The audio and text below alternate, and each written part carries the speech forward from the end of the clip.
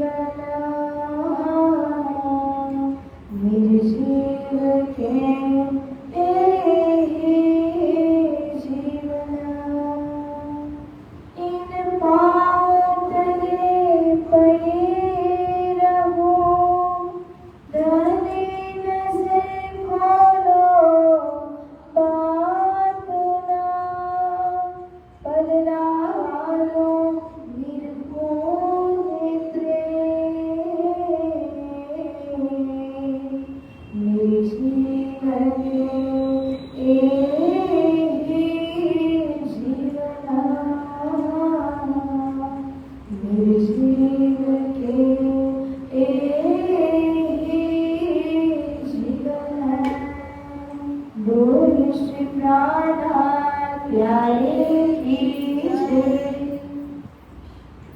सिंहासन के ऊपर में विराजमान अक्षरातीत श्री राजशर्मा जी के पावन श्री चरणों में अखंड कोटि कोटि प्रेम प्रणाम के साथ परम पूज्य परम वंदनीय ब्रह्मलिंग आशीर्वाद लेते हुए उपस्थित आप सर्व सुंदर साजी ट्रस्टीजन पुजारी महाराज जी एवं हमारे संगीतकार बंधु तथा उपस्थित सभी भक्तिमती माताएं बहनें भाई एवं ऑनलाइन माध्यमों से जुड़ रहे देश विदेश से सर्व सुंदर साजी बोलचिता सखी का सादर कोटि कोटि प्रेम प्रणाम। प्यारे साजी आइए हम पूजा जी से कहते हैं चौपाई दोहरा करके आप आज की नजर का शुभारंभ कीजिए।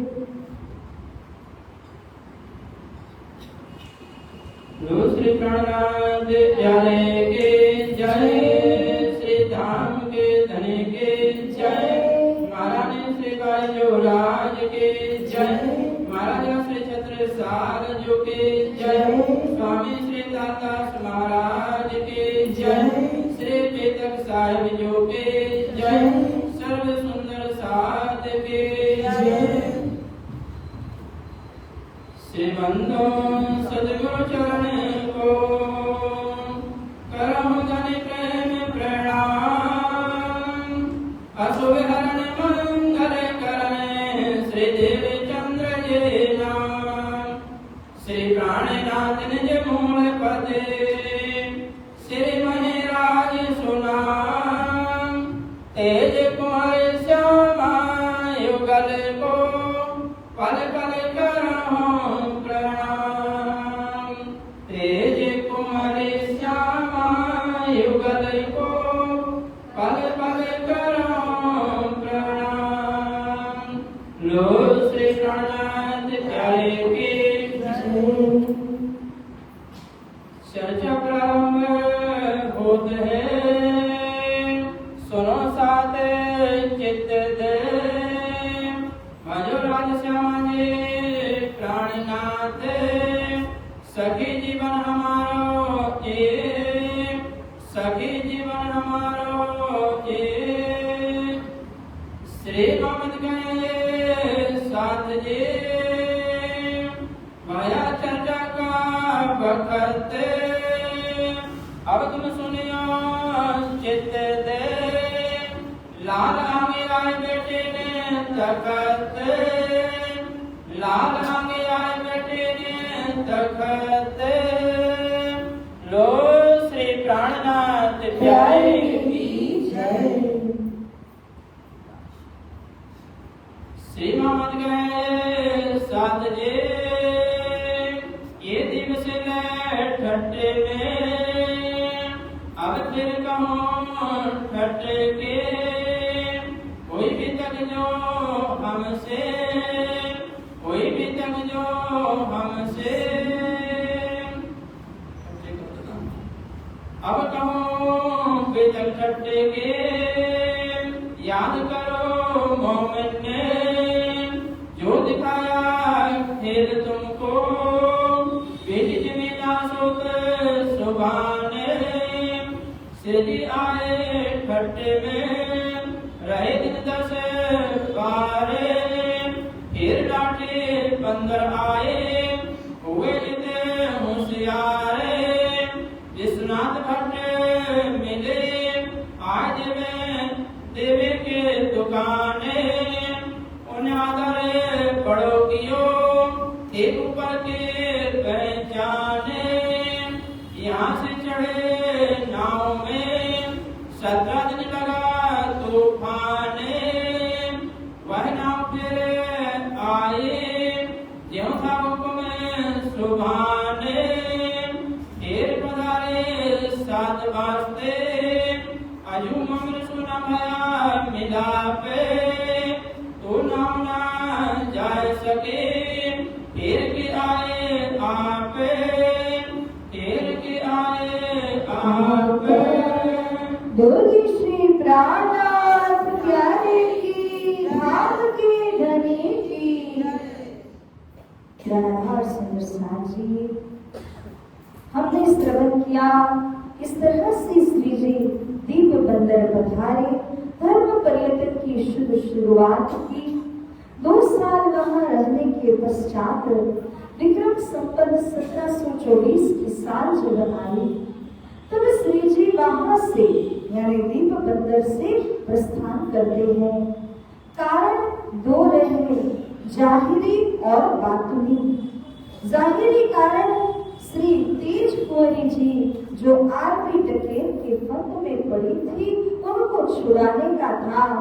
बातुनी कारण शकुंतला सुकुमार को खोजने का था, जो न नौतनपुरी में मिली न ही दीप बंदर में मिली। इसका मतलब और आगे श्री जी जाएंगे तो वहां कहीं शकुंतला सुकुमार मिलेंगे। इनकी खोज करते हुए अब श्री ब्राह्मण जी दीप बंदर से रवाना होते हैं। कोई भी सुंदर साथ उनको रजा देने के लिए, विदाई देने के लिए तैयार ही नहीं थे, क्योंकि ऐसी सुंदर चर्चा कथा जो ब्रजरास आत्मा परमात्मा और परमधाम का बोध करे, ये कौन सुना सकता है। तो सभी सुंदर साथ जिन्हें रोते रोते श्री जी को विदाई तो देनी पड़ी, लेकिन दिल से कोई भी श्री जी को विदा नहीं कर पाए। दीप बंदर से लेकर के श्री जी अब पोरबंदर पहुंचे। जहां जहां ये बंदर शब्द आता है, इसका मतलब आज हम जिसको बोलते हैं पोर्ट, यानी समुद्र का वह किनारा जहां से नाव में बैठा जाता है, नाव के द्वारा किसी और स्थान पर जाया जाता है। जैसे आपके रेलवे का स्टेशन होता है, इसी तरह नाव के लिए बंदर कहलाता है। तो उस बंदर में पोरबंदर श्री जी पहुंचते हैं।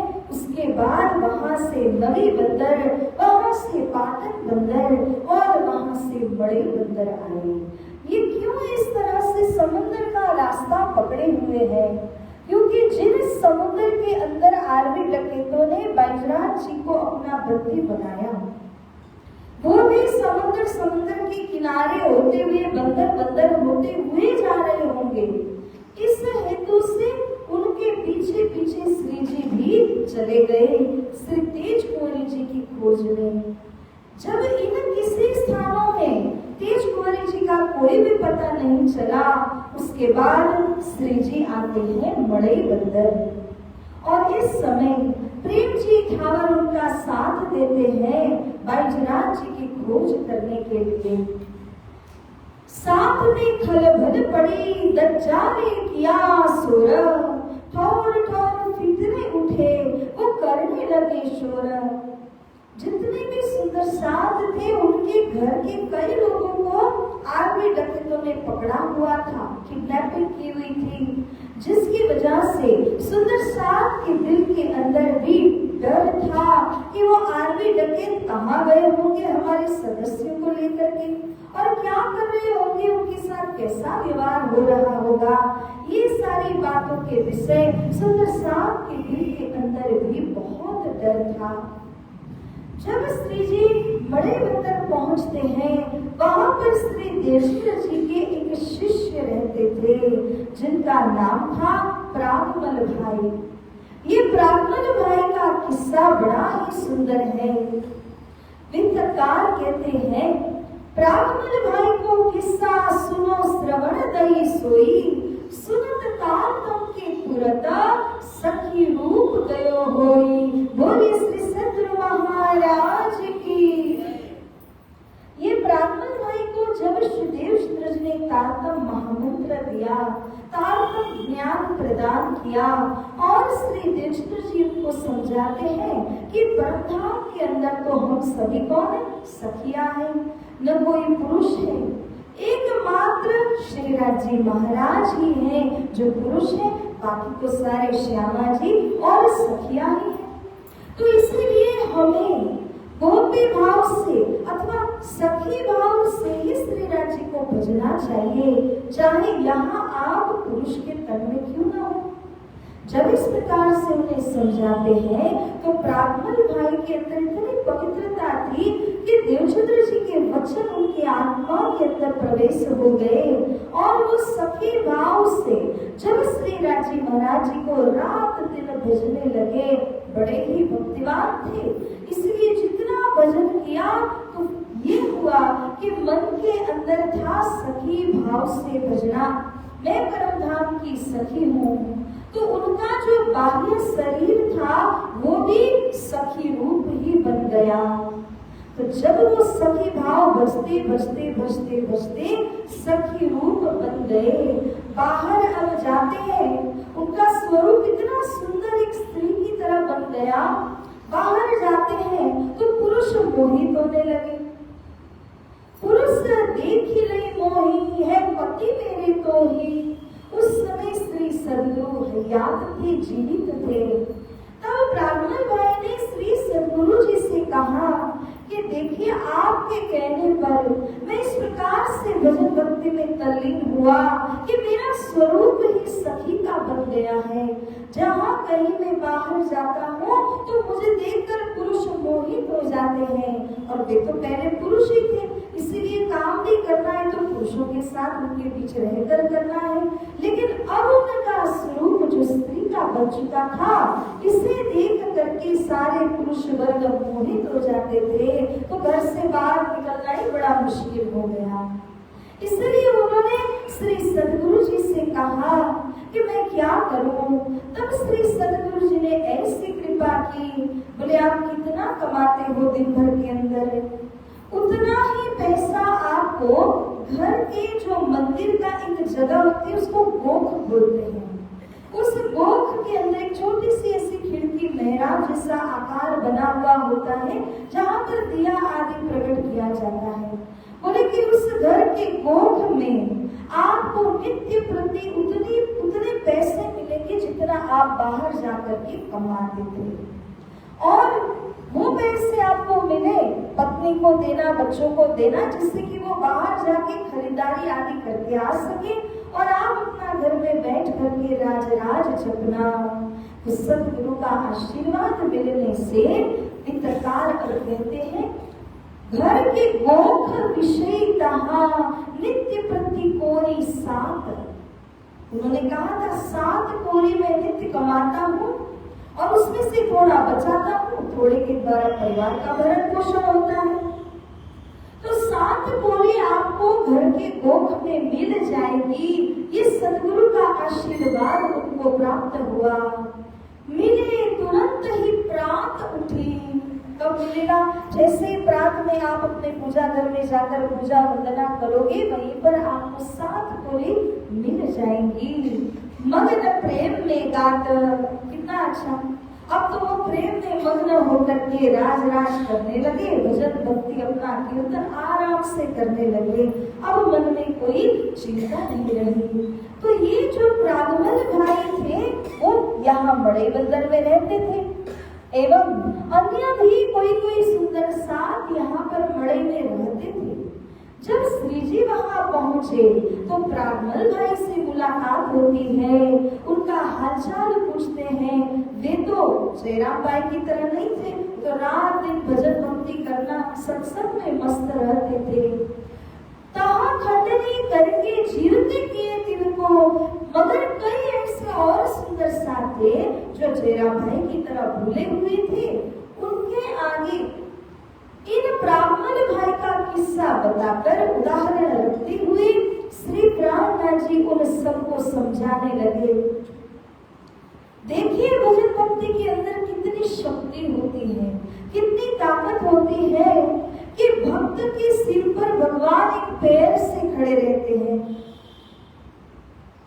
तो इसीलिए श्री जी ने इनको समझाया ब्राह्मण भाई का उदाहरण लेते हुए कि देखो, जैसे ब्राह्मण भाई ने अपनी आत्मा का उद्धार किया, अपने मनुष्य तन को सार्थक कर रहे भजन भक्ति के द्वारा, इसी प्रकार से आप सभी को करना चाहिए। ऐसा हाल तुम्हारा क्यों हुआ, रह के माया हो।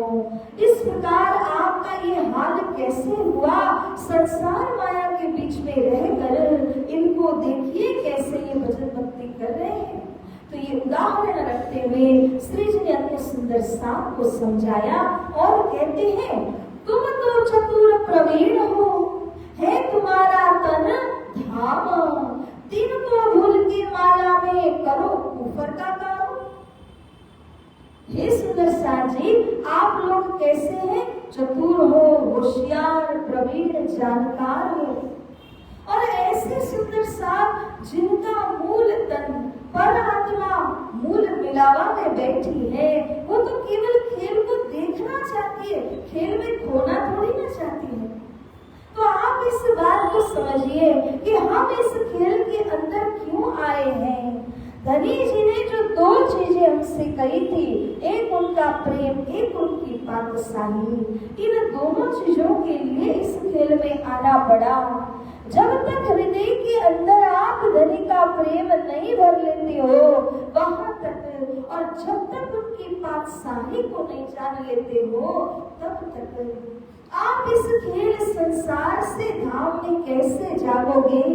इसीलिए तो आए हो, तो अपने दिल को धनी के प्रेम के द्वारा भरो, अपने दिमाग को धनी के दिए हुए ताकत के द्वारा भरो। ये माया का कूड़ा कचरा, ये सब कुछ भरने की जगह अपना दिल दिमाग नहीं होता। ये सारी बातें श्री जी ने उनको समझाकर कहा, कुफर की तरह काम क्यों कर रहे हो। कुफर किसे बोलते हैं? जो कि बेईमान होता है। सतगुरु की आज्ञा जो सिर पर न ले, ऐसी बेईमानी करने वाले को कुफर कहते हैं। तो आप धाम के कहलाते हो और कुफर का काम करते हो, ये तो शोभा नहीं देता अपने को। इस तरह श्री जी समझाते, तुमको ऐसा न चाहिए, कर बैठो इंद्रिय अंधेर। धाम के नूरी शरीर में होने के बाद अगर यहाँ आप अंधकार पूर्ण जीवन जी रहे हो तो ये आपको शोभा नहीं देता है। इसलिए साथ जी जागिए। श्री प्रार्थना जी उन सभी को संबोधित करते हैं, तुम देखो घर अपना, हमको क्या बताया श्री राज, हम खड़े कौन भोग में, इत आए थे कौन काज। आप क्या करने आए थे? इस वक्त किस भोग में आप खड़े हो? ये तो नश्वर भोग है, इसका कोई ठिकाना नहीं है कि कितने समय तक ये शरीर रहेगा। छोटे छोटे आजकल हम सुनते आए दिन न्यूज में 25 साल 30-35 साल के आदमी हो, वो सभी अटैक होकर के चले जाते हैं। शरीर का क्षण भंगुरता का कोई भी लेखा जोखा नहीं कर सकता। और बड़े बुजुर्ग देखो तो 100+ भी चले जाते हैं। तो इस प्रकार इस शरीर के अंदर कोई बता नहीं सकता कि कितने श्वास आपके बाकी हैं। तो साथ जी जितने भी सांस आपको ऊपर वाले ने दिए हुए हैं वो सब अनमोल रत्न हैं। और इन अनमोल रत्नों को आप परमात्मा की भजन भक्ति में लगाइए, नाम सुमिरन में लगाइए। चाहे जितने काम करो, लेकिन धनी का नाम छोड़ करके कोई भी काम करना, यानी अपने उस क्षण को, उस अनमोल समय को आपने व्यर्थ गंवा दिया। तो ऐसा न करिए सुंदर साजी। श्री महाराज इनको समझाते हैं और यही सारा उद्बोधन हमें भी करते हैं। अब श्री जी इन सभी को भेजते हैं नौतनपुर। ये सभी कौन थे? सदगुरु के द्वारा जागृत किए हुए थे, मगर किसी कार्य कारण से वे लोग नौतनपुरी नहीं आए थे, जैसे जयराम भाई भी नहीं आए थे। तो इसीलिए श्री महाराज इन सबको बोलते हैं, जाइए नौतनपुरी धाम और वहां सदगुरु के पुत्र रत्न बिहारी जी गादी के ऊपर में विराजमान है। जब तक आप उनके दीदार नहीं करोगे तब तक आपकी आत्मा का तरण तारण नहीं होगा। वो अपना धाम है, वहां आपको जाना है। इस तरह से श्री प्रार्थना जी इन सभी को भेजते थे। मड़ई मंदिर में एक दिन रहे, ये सारा सत्संग हुआ। फिर वहां से कपाइये जाते हैं। कपाइये के अंदर अपने ही बड़े भाई जिनका नाम था हरिवंश ठाकुर और उनकी पत्नी मेघबाई ये दोनों रहते थे। तो वहां पर भी श्री जी ने उनकी मुलाकात ली। दिन एक रहा करके वहां से प्रस्थान किया, भूज नगर गए। भूज नगर में 1-2 दिन रहने के बाद ठट्ठा प्रवेश होते। बोलो श्री प्राणनाथ प्यारे की। पूछत घर उनका नाथा सो भया मिलाप, मिलते ही सुख उपजया मिट गया सब ताप। बोलो श्री प्राणनाथ प्यारे की। नाथा जोशी यानी सदगुरु के प्रमुख शिष्य एवं उनको जो ट्रस्ट आदि बनाया हुआ था देवचंद्र जी के समय में, उसके अंदर वो अग्रगण्य थे और उनका जो भी निर्णय होता था वो भी बहुत पावरफुल और सभी उनकी बात को मानते थे। ऐसे अग्रगण्य नाथा जोशी का घर ढूंढते पूछते हुए श्री जी पहुंचते हैं ठट्ठा नगर में और उनके घर द्वार जाकर के खड़े हुए। नाथा जोशी ने जैसे श्री जी को देखा तो त्रिताप ही जल करके मिट गए, क्योंकि ये स्वरूप कैसे है कि जिनके अंदर इतनी शीतलता है कि वो कहते हैं सुख शीतल करो संसार। ऐसे स्वरूप जब अपने घर आंगन में आ गए हो तो कैसा अनुभव होता है। और नाथा जोशी भाई का हृदय तो आनंद से झूम उठा और दैहिक शारीरिक जो भी कुछ कष्ट पीड़ा होती है, दैविक यानी जैसे कि धरती कंप हो गया और बारिश आदि बाढ़ आदि आ गई, सूखा आदि पड़ गया, ये सबको दैविक ताप बोलते हैं जो प्रकृति देती है। दैहिक दैविक भौतिक।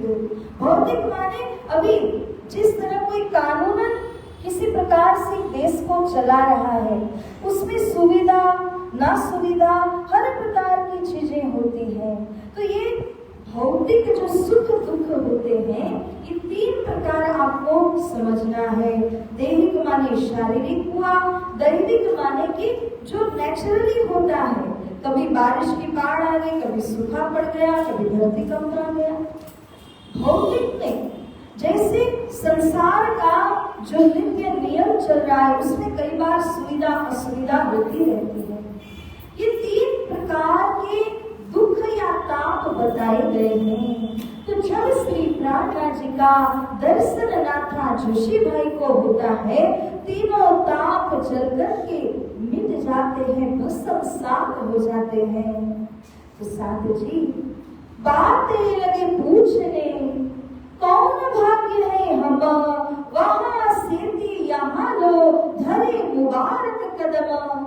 हे महाराज जी, मेरे तो आज हो भाग्य जागृत हो गए, जिनके चरण कभी भी अपने घर अपने आंगन में नहीं पड़ते थे, वो आज सामने से अपने शुभ चरण मुबारक चरण को लेकर के मेरे घर स्वयं आए हैं। तो ये मेरा कितना बड़ा भाग्य है। मैं तो खुद को धन्यवाद देता हूँ, ऊपर वाले को मैं धन्यवाद देता हूँ। आइए श्री महाराज आप विराजमान होइए। आसन दिया बैठाया, आदर सत्कार करते हैं। अब यहाँ कुछ दिन तक रहे श्री प्राणनाथ जी, थोड़ी बहुत चर्चा परमधाम की होने लगी। कुछ लोग आए भी, सब कुछ हुआ, लेकिन यहाँ पर श्री जी को लगा कि साकुंडल सकुमार नहीं है, न तो श्री बैजनाथ जी का कुछ पता ही चला। तब यहाँ पर उनको एक भाई मिले जिनका नाम था विश्वनाथ। उन्हें थोड़ी आगे डकैतों के विषय में जानकारी थी, तो थोड़ी बहुत जानकारी उन्होंने श्री जी को दी, बस इतना ही होता है। तब यहाँ से श्री जी ने प्रस्थान कर लिया। 10-12 दिन रहे, उसके बाद में लाठी बंदर पहुंचते हैं, क्योंकि यहाँ से आगे जाना है विदेश यात्रा के लिए। तो लाठी बंदर पहुंचे, नाव में चढ़े, लेकिन परब्रह्म परमात्मा की ऐसी आज्ञा थी कि श्री जी का यहाँ कार्य ही बाकी था। श्री प्राणनाथ जी के हाथों से ठट्ठा नगर के अंदर 2 मुख्य आत्माओं की जागनी होना बाकी था। सो श्री जी जब नाव में बैठे, नाव चली भी सही, लेकिन बीचों बीच अटक गई। 17 दिन रहना पड़ा और नाव में मतलब समुद्र में जब तूफान लगा तो नाव आगे नहीं बढ़ी, अटक गई। तब फिर से लौटना हुआ। श्री जी समझ गए कि परब्रह्म परमात्मा का कोई आदेश पालन नहीं हुआ है, इसीलिए हरी झंडी नहीं मिली यहाँ से जाने के लिए। फिर से यहाँ लौटना पड़ा। पुनः यहाँ पर नाथा जोशी भाई आते हैं। श्री प्राणनाथ जी का बड़ा आदर सत्कार करते हुए दूसरी बार अपने घर को धन्य धन्य किया और श्री प्राणनाथ जी की पधरावनी अपने घर में करते हैं। इस प्रकार से अब की बार जब नाथा जोशी अपने घर पर लेकर के गए तो वहाँ बहुत सारे सुंदर साथ जमा हुए।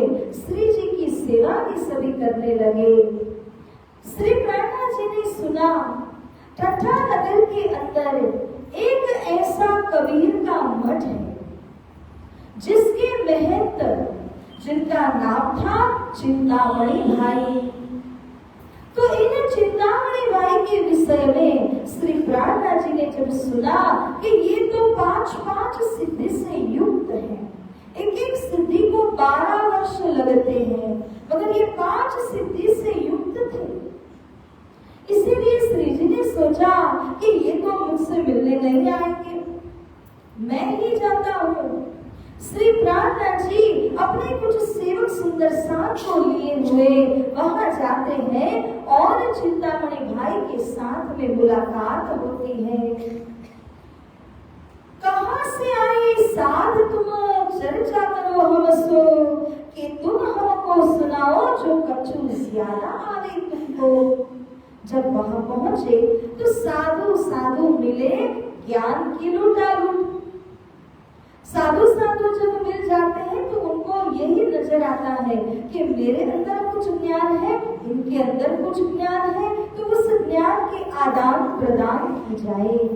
तो चिंतामणि ने पूछा जाते ही, हे साधु आप कहाँ से आए हो, अपना स्थान बताइए और आइए बैठिए, हम चर्चा करते हैं। अगर आपको मुझसे ज्यादा आता है तो आप फरमाइए, मैं सुनता हूँ, और यदि आप लेने के लिए आए हो तो इतना समझ लीजिए कि मैं भी आपको 5-5 प्रकार के दर्शन करा सकता हूँ।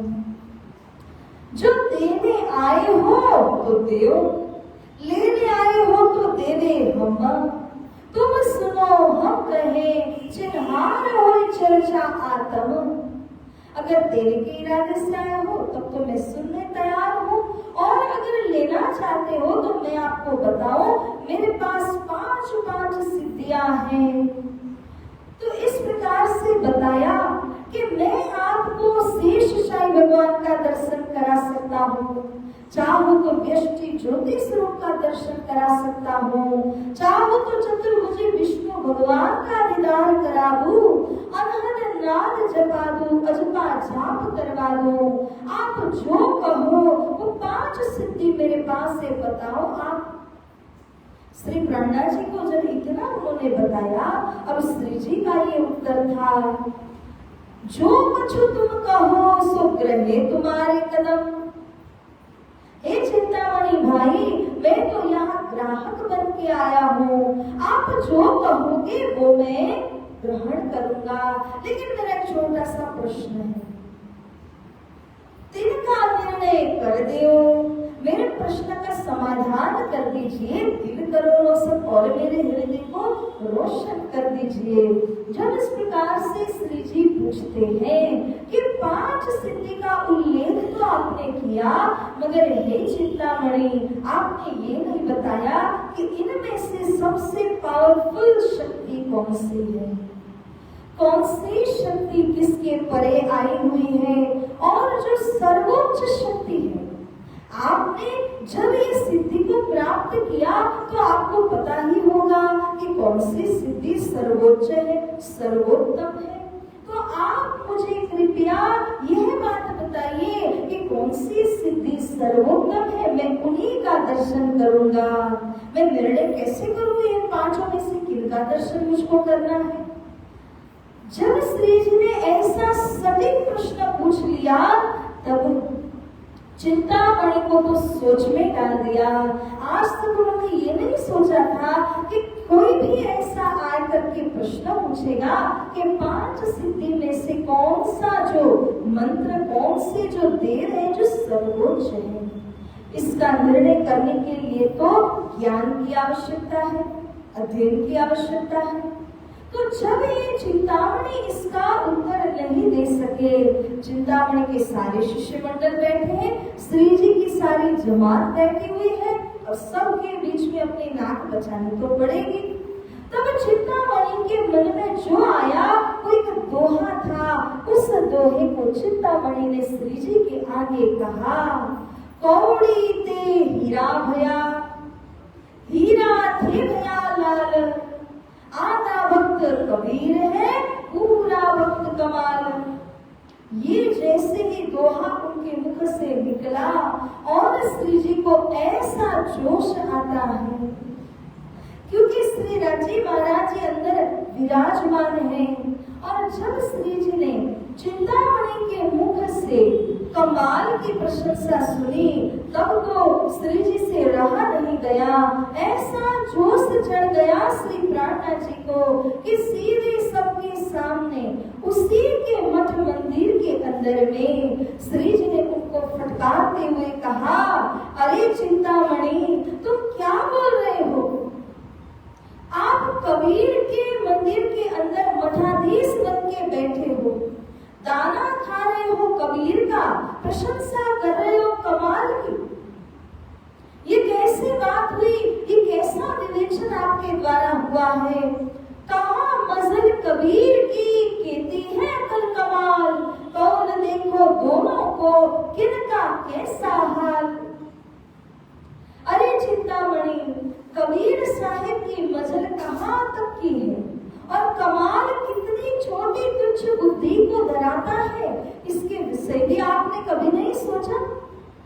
धिक्कार तो इस बात पर है कि आप कबीर का अन्न खा करके कमाल की प्रशंसा कर रहे हो, और कबीर साहिब को उनसे कब बता रहे हो? क्योंकि साथ जी श्री जी को तो पता ही था कबीर साहिब कौन है और कमाल कौन है। वास्तव में इसमें एक कहानी बताई जाती है। कबीर साहिब के कई शिष्य हुए थे, और उनकी जो वाणी है यह तो अक्षरधाम तक पहुंची हुई वाणी है। कभी कबीर साहिब के पद सुनिए, प्राणनाथ जी स्वयं वाणी में कहते हैं, लाव्यो के वचन विशाल। कबीर साहिब के वचन बहुत गहराई के और बहुत विशाल वचन हैं। अरे वो तो अक्षर ब्रह्म की पंचवासना के हैं। ऐसे कबीर साहिब अपने दोहे में यह भी बताते हैं, अक्षर लोक के ऊपर अक्षरातीत अनूप, निरंकाश कुतूहल करे दर से युगल स्वरूप। उन्होंने आत्मा के द्वारा गवाही दी है, साक्षी दी है कि ये जो अक्षरधाम आया है, उस अक्षरधाम तक तो मैं पहुंच गया। यहाँ से मेरी हंस रूपी आत्मा बड़ा कुतूहल कर रही है, उत्साहित हो रही है कि मुझे सामने आएंगे अक्षरातीत धाम में प्रवेश होना है।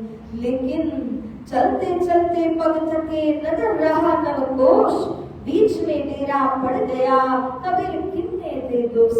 कबीर साहिब कहते हैं, मेरा डेरा यानी मेरा घर वो अक्षरधाम ही है। इसलिए चाहते हुए भी मैं इस अक्षरधाम के परे अक्षरातीत धाम के अंदर पहुंच नहीं पाऊंगा। तो इस प्रकार से कहते हुए कबीर साहिब कहते हैं कि मैं अक्षरातीत धाम के अंदर प्रवेश नहीं हो सकता हूँ, मगर वहां पर विराजमान युगल स्वरूप को जब मैं देखता हूँ तो मेरी आत्मा कुतूहल करने लगती है कि मैं वहां जाऊं और उनके चरणों में प्रणाम करूं। मगर क्या करूं, मेरा डेरा, मेरा घर, ये दिक्कत है। इस प्रकार से अपनी पद पंक्ति के अंदर जिन कबीर साहिब ने अक्षर और अक्षरातीत का उल्लेख किया है, ऐसे कबीर साहिब की तुलना कमाल के साथ वो कौन है? वो तो स्मशान में बैठ करके साधना करने वाला तांत्रिक है। उसके पास ज्ञान की कोई गहराई नहीं है। वो शिष्य थे कबीर के, मगर जो जो कबीर जी कहते थे उनके वचनों को वो उल्टा करके सभी को समझाते थे।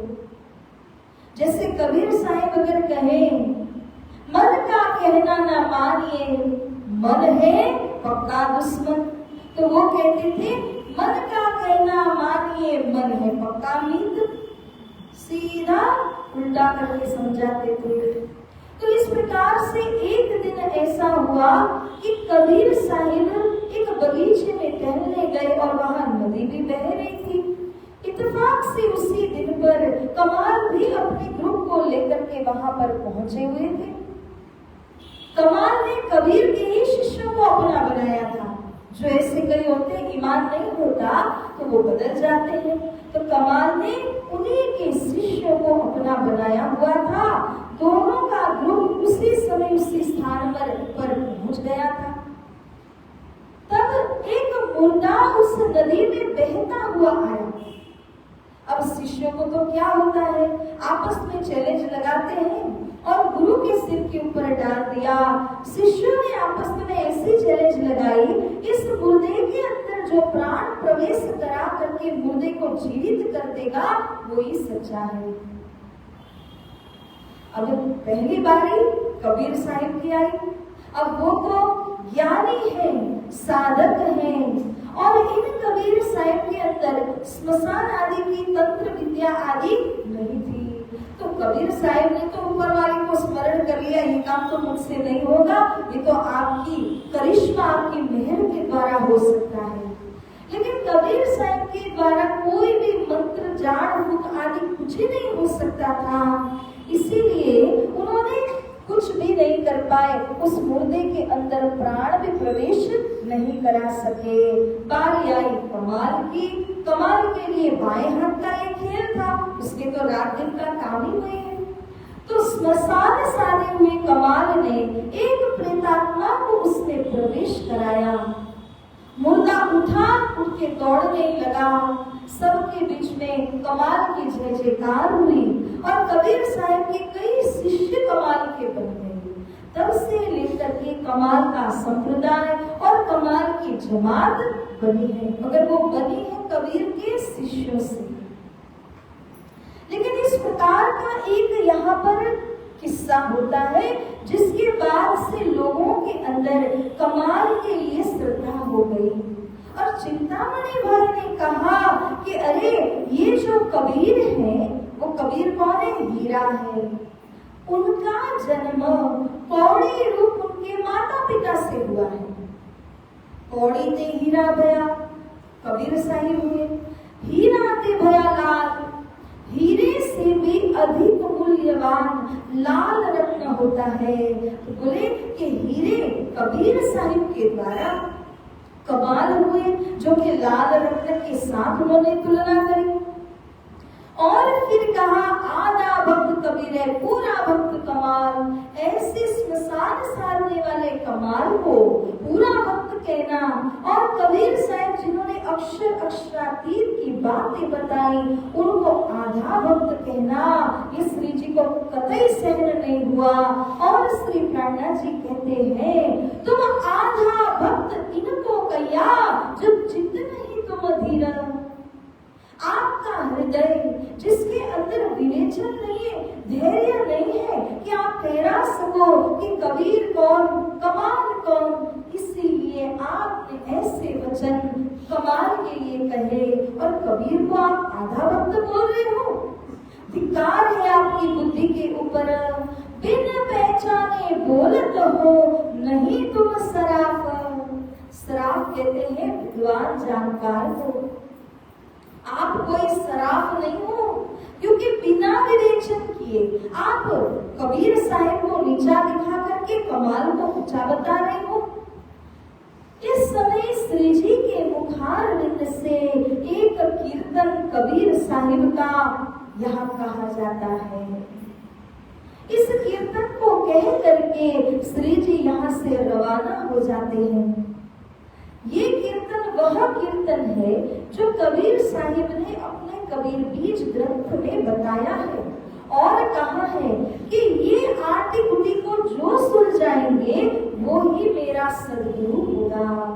तो अपने सदगुरु विषय की पहचान बताने के लिए कबीर साहिब ने उस दोहे को वहां पर समझाया हुआ है, बताया हुआ है। श्री जी उसी दोहे को यहाँ पर कहते हैं, एक पलक ते गंग जो निकसी हो गया 24 पानी, ऊही पानी को पर्वत ढाके दरिया लहर समानी, उड़ मक्खी तरवर चर बैठी बोले अमृत वाणी, उही माखी को माखा नहीं बिन पानी गर्भानी, उन गर्भ में गुण तीनों जाए बहुत पुरुष अकेला, कहे कबीर या पद को पूजे सो सदगुरु हम चेला, सो सदगुरु हम चेला। बोले श्री प्राणनाथ प्यारे की धाम के धनी की जय। जैसे ही कबीर साहिब का यह कीर्तन श्री जी के मुखारविंद में से प्रकटित हुआ और उन्होंने कहा, इसके बाद अपने शिष्य मंडल को लेकर के श्री प्राणनाथ जी यहाँ से तुरंत निकल गए। जैसे ही श्री जी यहाँ से निकल गए तब चिंतामणि ने अपने शिष्यों को कहा कि देखिए, मेरे उस कबाड़ के अंदर जहां मैं सारी पुस्तकें रखता हूँ, वहां पर एक बहुत पुरानी मेरे हाथों से लिखी हुई कॉपी है, पुस्तक है। वो पुस्तक इस रंग की जा करके ले आइए। शिष्य गए, ले आए। चिंतामणि ने वो पुस्तक को खोला। उस पुस्तक के अंदर उन्होंने लिखा था उनके गुरु ने बताई हुई बात। चिंतामणि के जो गुरु थे वो त्रिकालदर्शी थे। सभी जानते थे कि भविष्य में क्या होने वाला है। उन्होंने जब चिंतामणि शिष्य थे उसी समय पर चिंतामणि जी को बताया था कि वो समय आ रहा है जिस समय में त्रिदेव आदि को पार लगाने वाले और हमारे कबीर साहिब भी जिनको मानते हैं ऐसे सदगुरु का आगमन होगा एवं आपको उनके दर्शन का लाभ मिलेगा। मेरा तो समय पूरा हो रहा है, गुरु जी ने कहा, लेकिन आपके समय में उन सदगुरु का सानिध्य आपको मिलेगा। इस तिथि और इस बार इस साल के अंदर इस समय मुहूर्त में मिलेगा, लिखा दिया था। सो चिंतामणि ने उन सभी को अपनी बुक के अंदर नोट किया हुआ था। जब श्री जी यहाँ से प्रस्थान करते जोश में कबीर साहिब का दोहा बोलने के बाद तुरंत चिंतामणि जी को याद आया और अपने शिष्यों को कहा, देखो शब्द आगे चला। ये वही शख्स तो नहीं जिनके विषय मेरे गुरुजी ने मेरे आगे जिक्र किया हुआ था। जब पुस्तक खोल करके तिथि आदि देखते हैं, साल आदि देखते हैं, तो बिल्कुल वही साल, वही तिथि, वही समय जो उनके गुरुदेव ने उनको बताया हुआ था और उसी समय में श्री प्राणनाथ जी का यहाँ पर आना हुआ था। इस बात को देख करके चिंतामणि अपने शिष्यों से कहते हैं, देखो शब्द आगे चला, सो शख्स मिलिया आए। अब देखो शब्द इनके, ये शब्द पार पहुंचाए। बोले श्री प्राणनाथ प्यारे की, श्री सद्गुरु महाराज की। चिंतामणि कहते हैं, मेरे गुरुदेव ने जिन शख्स को कहा था कि वो तो मेरे भी सद्गुरु हैं, कबीर जी के भी सद्गुरु हैं, वो शख्स ही यहाँ आकर के मिल गए। अब इन्हीं के शब्द हमें पार पहुंचाएंगे, ऐसा कहते हुए चिंतामणि ने अपने शिष्यों को बताया। अब चिंतामणि को लगी छटपटी। ऐसा दोहा श्री जी कहकर गए हैं जो स्वयं कबीर साहिब ने बताया हुआ है, सृष्टि कैसे बनी इसके संदर्भ में। उसका जो सांकेतिक अर्थ है या रहस्यपूर्ण जो अर्थ है उसे कोई और नहीं समझा सकता, मगर वो ही समझाएंगे जिनके पास तारतम्य ज्ञान है, जिनके अंदर अक्षर और अक्षरातीत की पहचान है। और श्री प्राणनाथ जी के पास क्या था? तारतम की मास्टर की। उस तारतम की कुंजी के द्वारा कबीर साहब ने बताए हुए इस दोहे का अर्थ श्री जी को स्पष्ट पता था। कैसे एक फरामोशी का आवरण बना, जिस आवरण के अंदर ये सारा संसार बनता है। अक्षर और अक्षरातीत दोनों को पहाड़ कहा गया है। उस फरामोशी के कारण अक्षर अक्षरातीत इन दोनों को ढक दिया गया। सभी संसार के अंदर के अक्षर अक्षरातीत को नहीं जानते हैं। और इस संसार के अंदर जब ऐसे सृष्टि का विस्तार हुआ कि एक व्यष्टि ज्योति स्वरूप कहलाई। इन व्यष्टि ज्योति स्वरूप ने भगवान आदि नारायण के आदेश के द्वारा 14 लोक की रचना की। उसके अंदर सारे जीवों को निर्माण किया और इसी को माखी कहा। उड़मक्खी तरवर चढ़ बैठी, वही माखी गायत्री के रूप में संसार रूपी इस वृक्ष के शिखर के ऊपर में जाकर के बैठी, वेदों का गान करने लगी। वही माखी को माखा नहीं।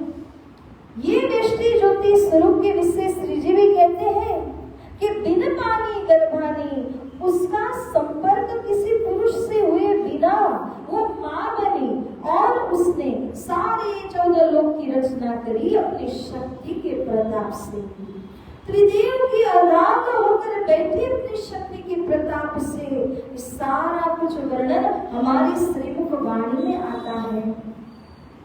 तो सुंदर साथ जी, ये अपने आप में एक नया प्रसंग है, लेकिन अभी समझने के लिए हमें ये जरूर समझना है कि श्री प्राणनाथ जी ने उस आटी गुटी को खुलस्त किया कि संसार कैसे बना है, किसके द्वारा बना है। और कबीर साहिब ने कहा ही था कि जो इस आटी गुटी को खुलस्त करेंगे, मैं उनको अपना सदगुरु कबूल करता हूँ और मैं उनका शिष्य बनता हूँ। जब श्री प्राणनाथ जी ने ये वाणी कही तो चिंतामणि के दिल में उनके शब्द गड़ गए। अब लगी छटपटी, रह न सके अपने मंदिर के अंदर। श्री जी तो चले गए, माहौल तब गर्म था। थोड़ा समय व्यतीत होने के बाद में उन्होंने पूछताछ की कि श्री प्राणनाथ जी कहाँ पर बैठे हैं ठट्ठा नगर के अंदर। वहां एक और कथाकार थी जिनका नाम कल्लू मिश्र था। चिंतामणि के पास सत्संग करने के बाद में श्री प्राणनाथ जी कल्लू मिश्र के यहाँ पर भी जाते हैं और वहां जाकर के भी कल्लू मिश्र के साथ में थोड़ा धर्म चर्चा होती है, मगर उनका अंकुर इतनी गहराई में नहीं था, धर्म के प्रति उतना लगाव भी नहीं था। इसलिए श्री जी वहां से उठकर चले आए नाथा जोशी के घर में, जहां अटारी में बैठकर श्री जी चर्चा कर रहे थे। और चिंतामणि को जो छटपटी लगी थी उसके कारण ढूंढते पूछते वे भी नाथा जोशी के घर पर आ पहुंचते हैं। तो प्यारे सुंदर साथ जी, जब वो यहाँ पर आते हैं, श्री जी के साथ में मुलाकात होती है, लेकिन चिंतामणि अपने सारे शिष्यों के समेत आते हैं। जब यहाँ आए तो एक कथाकार दूसरे कथाकार से जिस तरह मिलते हैं, वैसे आदर भाव पूर्वक चिंतामणि आए। मन में तो है कि इनका ज्ञान सुनो, मन में तो है कि ये तो वही सदगुरु है, तो मुझे इनकी बातों को सुनकर आत्म जागृत करनी है, लेकिन अपने गुरुत्व को छोड़ नहीं पा रहे। शिष्यों के समेत वो वहां पर आ पहुंचे और यहाँ आने के बाद श्री जी के सामने बैठे, लेकिन उच्च आसन लगा करके। कथाकार का जो आसन है उसी के बराबरी में प्रणाम तो किया, मगर आसन में बैठ गए। वो तो ठीक ही था। उसके बाद उनके सारे शिष्य अच्छी तरह से गुरु जी के पैर दबा रहे, हाथ दबा रहे, पंखा हाँकने की जो सेवा है वो कर रहे हैं। अलग अलग सेवाएं गुरु जी की कर रहे हैं। कोई पानी ला रहा है, कोई जूस ला रहा है, समय समय में अपने गुरु की अच्छी तरह सेवा करते जा रहे हैं। यहाँ श्री जी की चर्चा चल रही है। अब चर्चा के कुछ नियम होते हैं। जिस चर्चा में हम ज्ञान ग्रहण करने के हेतु पहुंचे हो, तब वहां पर आराम से बैठकर चित्त लगाओ, ध्यान से सुनो और 2 वचन ग्रहण करो। ये नियम होता है, न कि वहां जाकर के अपनी सेवा कराओ, अपने शिष्यों को इस तरह से कहो कि मेरी सेवा करें। जब चिंतामणि भाई का ये व्यवहार श्री जी ने देखा तो आज खंडनी के वचन मुख से निकले, क्योंकि श्री जी नहीं चाहते थे कि उनकी कोई हानि हो। जब आप चर्चा के दरबार में बैठे हो राजी महाराज के आगे, तो कुछ नियमों का पालन, कुछ संयमों का पालन तो होना ही होना है।